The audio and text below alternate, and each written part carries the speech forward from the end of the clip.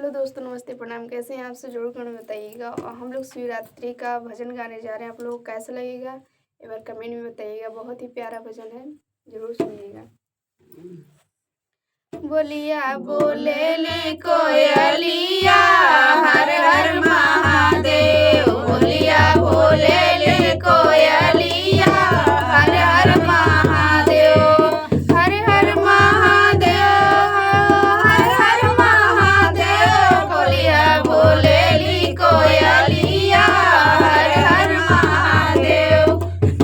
बोलिया बोलेली कोयलिया, हर हर महादेव। बोलिया बोलेली कोयलिया, हर हर महादेव। बोलिया बोलेली कोयलिया, हर हर महादेव। काशी में बोले, हरिद्वार में बोले।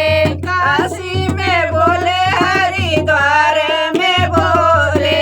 काशी में बोले, हरिद्वार में बोले। काशी में बोले, हरिद्वार में बोले। कैलाश पर्वत पे बोले महादेव। बोलिया बोलेली कोयलिया, हर हर महादेव। बोलिया बोलेली कोयलिया, हर हर महादेव। बोलिया बोलेली कोयलिया, हर हर महादेव। बोलिया बोलेली कोयलिया, हर हर महादेव। गोकुल में बोले, मथुरा में बोले। गोकुल में बोले, मथुरा में बोले। गोकुल में बोले, मथुरा में बोले।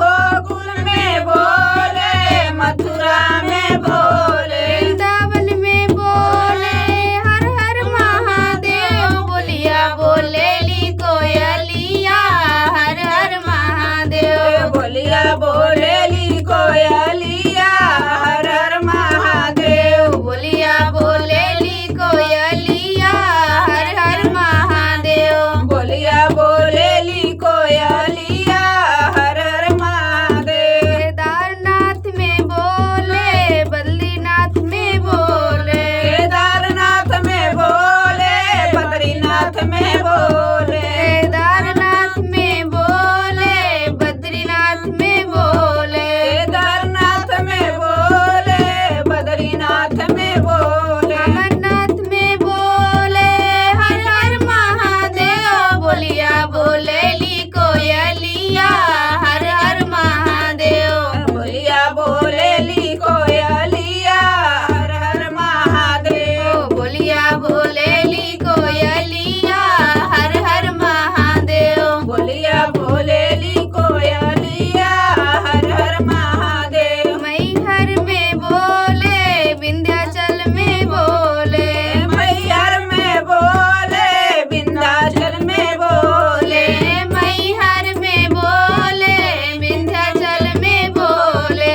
मैहर में बोले, विंध्याचल में बोले। कलकत्ता में बोले, हर हर महादेव। बोलिया बोलेली कोयलिया, हर हर महादेव। बोलिया बोलेली कोयलिया, हर हर महादेव। बोलिया बोलेली कोयलिया, हर हर महादेव। बोलिया बोलेली कोयलिया, हर हर महादेव। हर हर महादेव, बोलो हर हर महादेव। बोलिया बोलेली कोयलिया, हर हर महादेव। हलिया बोलेली कोयलिया, हर हर महादेव। बोलिया बोलेली कोयलिया, हर हर महादेव। बोलिया बोलेली कोयलिया, हर हर महादेव।